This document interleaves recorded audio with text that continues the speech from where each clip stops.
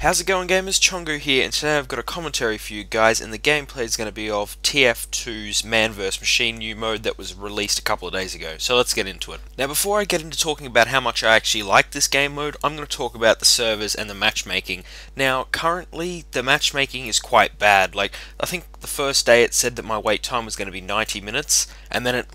they have this estimated wait time that'll say how long you're going to wait for, but it's not really set in stone. Like sometimes it'll say 20 minutes, then it'll drop down to 5, then it'll go to 18, and it's just going all over the place. So if you really want to play this game, I recommend trying to search for a server that's got Man vs Machine on it instead of actually trying to use their matchmaking, because although sometimes it can be really nice to you and let you in 5 minutes, other times you can be waiting for hours, and then even when you do connect to a game, it may just disconnect you because it didn't connect properly or something like that. So at the moment they need to do some updates to the matchmaking to make it work properly. So yeah, go look for servers, even though some of the times it can be quite hard to find a server since everyone else wants to play it, but searching for a server is much better than trying to use their matchmaking at the moment. Now that I've got that out of the way, I'm actually going to go in and talk about the gameplay. Now, it's a very interesting concept, and it's sort of like a normal horde based thing, but it's different in the sense that at the start of the game you get a certain amount of money, and this can be used to upgrade, whether, I don't know, if you, like for example, I'm playing engineer most of the time because that's one of my favorite characters, I can update or upgrade my pistol and shotgun to be faster or stronger and stuff like that,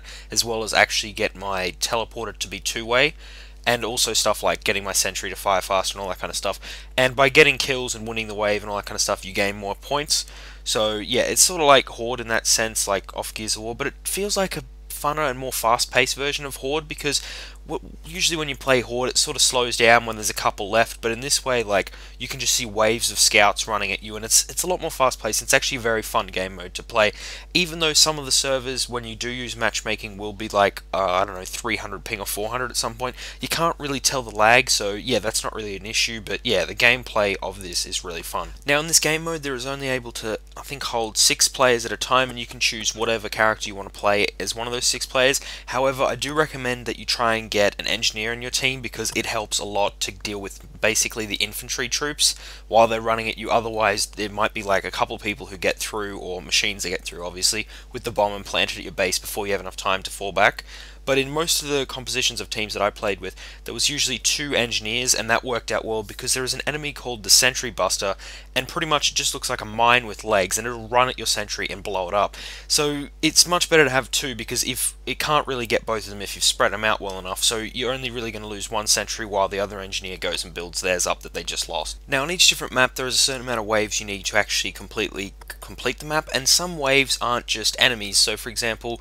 one of the hard ones is where a tank spawns, and it takes so much damage. Basically everyone's got to lay into this tank as it tries to get to your base and plant the bomb. So it's very interesting how it doesn't just keep the normal people, it actually upgrades, and sometimes you'll see like this massive soldier that's got a lot more health than everything else just running out in the battlefield, or a massive heavy, and all these kind of new characters that you need to verse instead of just the standard characters but in machine form. And it's definitely a fun game mode to play with your friends, so if you actually do want to go and play this game with your friends, the whole game is free as well as this. Although the server matchmaking, as I said, is a little bit bad at the moment, just go try and look for a server. It's definitely fun, and if you can't find a server at like a certain time, just try again later. Eventually you're bound to get in, and yeah, it's definitely a fun game mode, and I definitely would recommend people who haven't actually played Team Fortress 2 yet to download it and play this game. So yeah, as I said before, the only real fault that I can find with this game mode at the moment is the matchmaking, and like basically some of the servers have this weird thing where most servers usually hold more than 6 players, obviously, because normal Team Fortress game modes and multiplayer is more than just 6 players,